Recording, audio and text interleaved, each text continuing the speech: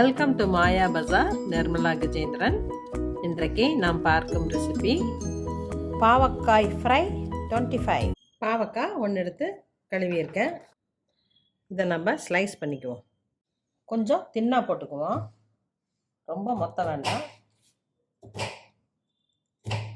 இப்போ கட் பண்ணியாச்சு. இதில் கொஞ்சம் லேசான கொட்டையாக இருக்குது. இதை ரிமூவ் பண்ணணுன்னு அவசியம் இல்லை. முத்தலான கொட்டை இருந்தாலும் நம்ம எண்ணெயில் போடுறப்ப கொட்டையோடவே போடலாம், ஒன்றும் கசக்காது. ஓரவர் அது கிறிஸ்பாக சாப்பிட நல்லாயிருக்கும், ஏதோ கொட்டையை ஃப்ரை பண்ண மாதிரி. இதை ஒரு பாத்திரத்தில் போட்டுட்டேன். கொஞ்சமாக தூளுப்பு போடுறேன்.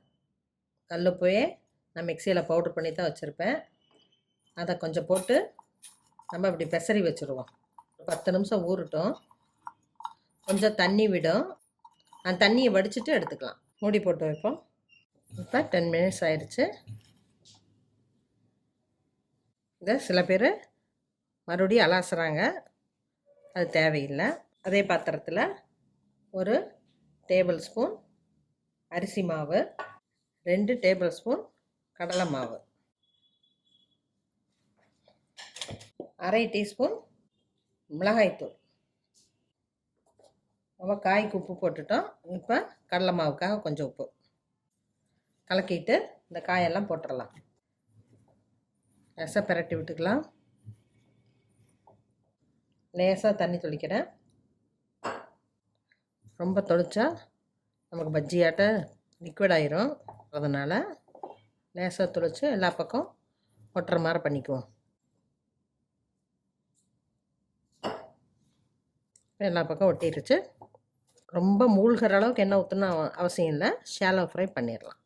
விருப்பப்படுறவங்க கொஞ்சம் பூண்டு தட்டி போட்டுக்கலாம். இரும்பு கடாயில் கடலை எண்ணெய் விட்டுருக்கேன். காயுது.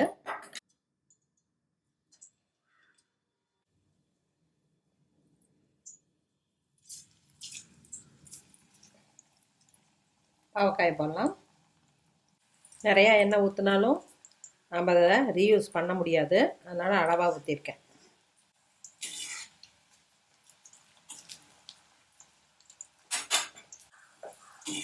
திருப்பி போடலாம். மீடியம் ஃப்ளேமில் வச்சு காய் கருகாமல் ரோஸ்ட் பண்ணி எடுக்கணும். இப்போ 2 சைடும் நல்லா ஃப்ரை ஆயிடுச்சு, நல்லா கிறிஸ்பாயிருச்சு.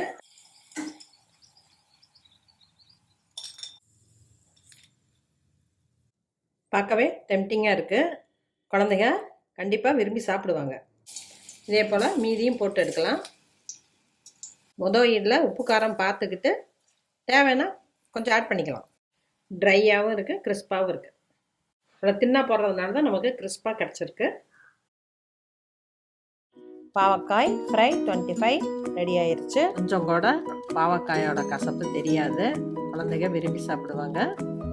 சாம்பார் சாதம், வெரைட்டி ரைஸ் எல்லாத்துக்குமே இது காம்பினேஷன் நல்லாயிருக்கும். 6 சுவையில் கசப்பும் ஒரு சுவை. கண்டிப்பாக அதுவும் உடம்புக்கு தேவை தான். குழந்தைங்களுக்கு சொல்லி கொடுத்து சாப்பிட வைக்கணும். நம்மளை பார்த்து தான் குழந்தைங்க எல்லா விஷயமே கற்றுக்குங்க. செஞ்சு பாருங்கள், சாப்பிட்டு பாருங்கள். பிடிச்சிருந்தா சப்ஸ்கிரைப் பண்ணுங்கள், ஷேர் பண்ணுங்கள். தேங்க்யூ.